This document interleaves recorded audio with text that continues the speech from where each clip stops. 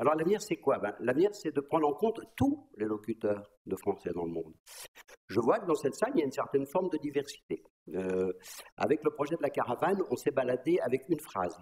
Moi, j'ai fait 67 pays dans la francophonie en écrivant une phrase, et puis j'ai mis 2 mois pour l'écrire, la phrase. Donc, vous voyez, je ne suis pas Aimé Césaire. Hein. Mais cette phrase, c'était pour essayer de faire comprendre à quel point j'étais circonspect dans ce que j'entends souvent, c'est-à-dire, on a une langue en partage, on partage une langue. Moi, je ne crois pas du tout. C'est totalement faux. Et je vais vous démontrer pourquoi. Cette phrase, c'est « aller à la pêche au sens des mots, au-delà de leur propre définition, afin de montrer la richesse et la diversité que tout être humain porte en lui. » Pour moi, toute personne qui apprend une langue, quelle qu'elle soit, il enrichit cette langue parce qu'il est lui-même. Et qu'à partir de ce principe, la francophonie telle qu'elle existe aujourd'hui, pour moi, ne fonctionne pas. Puisqu'en fait, on ne partage pas une langue.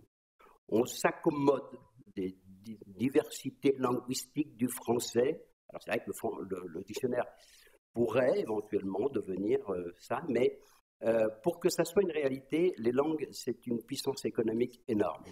Vous le savez, vous êtes jeune, on parle de la jeunesse aujourd'hui, hein, c'est pour ça que je vous parle de ça.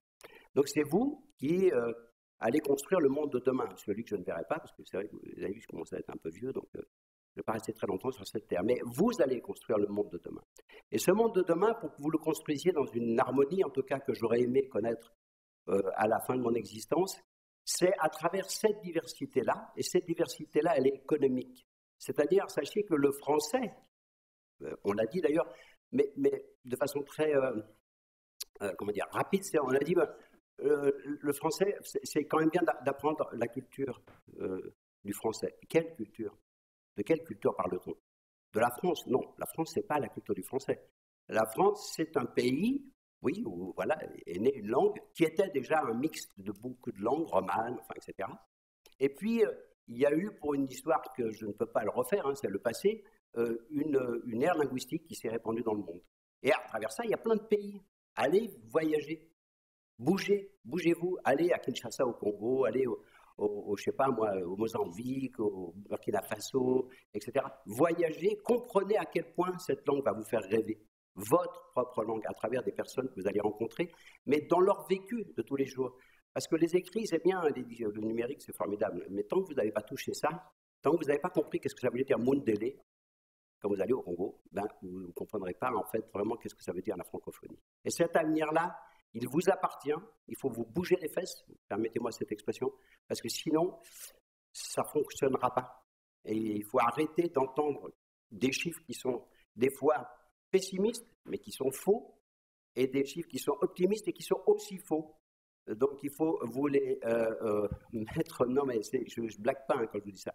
Et c'est un artiste qui vous dit ça, un artiste qui ne cherche pas, mais qui a passé son temps à parcourir le monde et qui voudrait convaincre la jeunesse que ces aires linguistiques dont on parle, elles sont éminemment importantes. Chaque langue qui disparaît sur cette planète est un regard du monde sur le monde qui disparaît. Et c'est vraiment fondamental. Vous êtes chaque individu, une unité unique, et donc il faut partager ça. Donc cette diversité qui est aujourd'hui dans cette salle, elle serait en capacité de jouer avec Christine, qui va vous proposer quelque chose de très ludique. Donc voilà. Et nous, on existe parce que, voilà, pour l'instant, on ne vend rien. Alors, donc, je ne sais pas comment on fait. Économiquement parlant, c'est un bordel monstre, hein, notre association. D'ailleurs, il y a un représentant de la métropole tout en haut, et je le remercie parce qu'ils nous ont soutenus à plusieurs reprises. On est soutenu par des collectivités, par des fondations, etc., pour continuer à rêver cette folie hein, d'un artiste, mais qui est maintenant très épaulé par des scientifiques, des chercheurs, des gens qui sont plus sérieux que moi, et qui vont vous faire rêver à leur façon. Vous voyez, donc comme quoi on finit toujours par un peu rêver, mais voilà. Alors Christine, à toi, vas-y, chômeur. À la caravane, on construit et on imagine différents types d'ateliers. Cet atelier qui s'appelle Suisse francophone est un des ateliers qu'on propose. On propose cet atelier à des petits-enfants qui ont 10 ans, on le propose à des collèges, à des lycées, à des étudiants, à des personnes âgées, on va dans les centres sociaux, on va dans des festivals, on va dans les prisons, on va partout avec cet atelier, parce que c'est un atelier pour tout le monde. On ne va pas pouvoir faire la totalité de l'atelier là maintenant, si vous voulez pouvoir aller manger à midi. Mais on va en faire une petite partie, donc je vais juste l'atelier en version pour que vous puissiez faire le cœur de l'atelier et donc vous parler, communiquer et échanger. On va directement commencer par là. Donc, début d'atelier, on ne fera pas là. On présente et on propose un planisphère, qui n'est pas rien. Un planisphère qu'on a recomposé et qu'on propose sous une grande forme, comme ça, on se met tous autour d'une table et on regarde ce planisphère et on pose une question toute simple. Où parle-t-on le français? Allez-y, jetez les noms de pays où on parle français. Niger, France, Congo, Bénin, Canada, Belgique, Suisse, Luxembourg, Mauritanie, Monaco, RDC, Algérie, Tunisie, Maroc, Vietnam, allez-y, Nunavut, Vietnam, Madagascar, Liban. Bon, vous voyez que l'idée, alors, on propose un planisphère parce que quand on est avec les plus jeunes, on est un peu surpris. Vous avez vu, notre planisphère, pas centré sur nous, ça nous permet d'évoquer tout ce qui est représentation du monde. Se dire qu'on a, comme tout le monde, un petit peu tendance à se placer au centre du monde, c'est bien connu, nous sommes le centre du monde, et tout le monde est le centre du monde. Donc, on regarde des planisphères différents et on se dit, ah oui, mais ce n'est qu'une représentation. Le monde, il ne tient pas sur 60 par 40 à plat, donc je le représente un peu comme je veux. Alors, comment je fais pour compter les pays où on parle français? Là, vraiment, la nécessité est très différente. Donc, on se pose la question, et on se dit, est-ce qu'on compte que les pays où le français est langue officielle unique? Une solution. Ok. C'est la liste. Il y en a parmi ceux que vous avez cités. Il y en a qui ont changé. Vous avez cité le Niger, par exemple, c'était pas jusqu'en avril dernier, depuis avril, le français n'est plus la langue officielle unique du Niger. Ça change. Mais elle reste. C'est plus langue officielle unique. Donc, on se pose la question, mais une décision politique comme ça va changer la langue que parlent les gens tous les jours. Voilà. Et du coup, on commence à discuter sur cette histoire de parler. Est-ce qu'on parle français à partir du moment où le français est dans le système scolaire? Regarde, dans le monde, où est-ce que le français est dans le système scolaire? À quel niveau? Voilà. Ça, c'est le début de l'atelier, et surtout, on se met autour de la carte, et puis on manipule. Et c'est pas rien de se mettre autour d'une carte et déjà de regarder les pays où on n'a pas l'habitude de naviguer et où on n'est pas forcément au fait. Voilà, là, on est un peu ennuyé. On recherche, et on regarde, et on partage. Ça, c'est la première partie de l'atelier.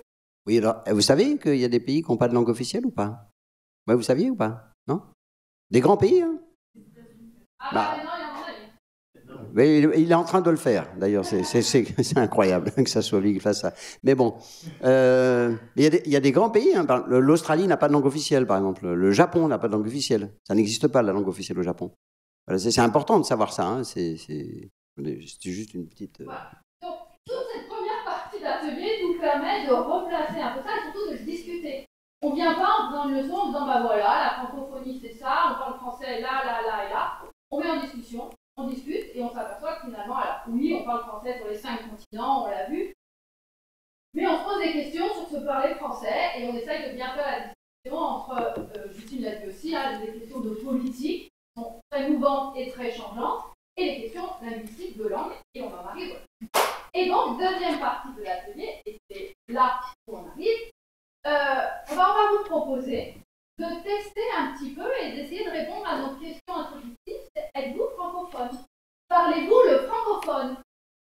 On va voir. Donc, là, non seulement vous allez être participatif, mais vous allez être actif, parce qu'il va falloir vous rassembler.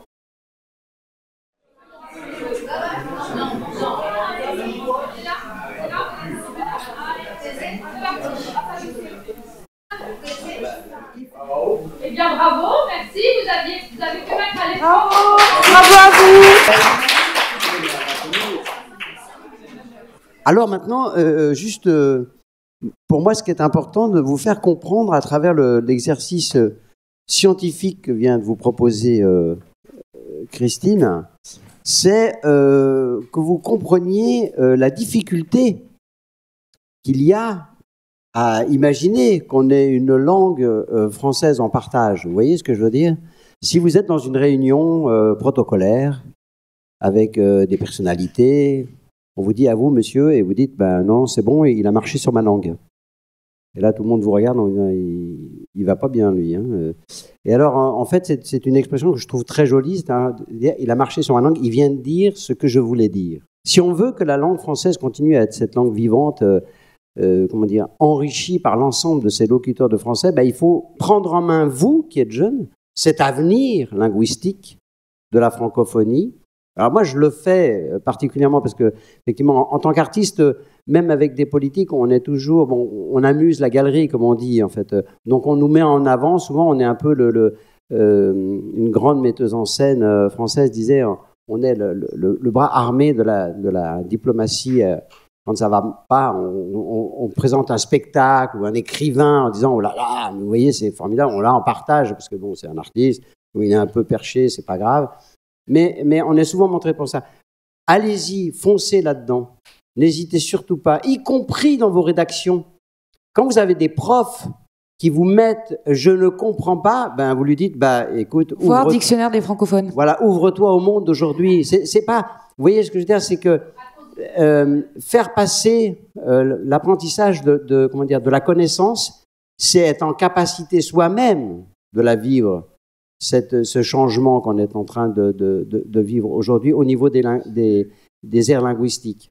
C'est important que vous compreniez qu'à travers des jeux comme on vient de faire, vous preniez conscience de cette énorme difficulté qu'on va avoir si tout le monde ne s'engage pas sur la prise de conscience que l'autre est différent.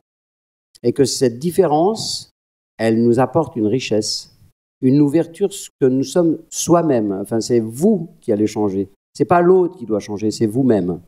Et il n'y a que cette solution pour que vous alliez dans un monde meilleur, un grand ici de la langue, où tout le monde aurait la possibilité d'avoir sa contribution.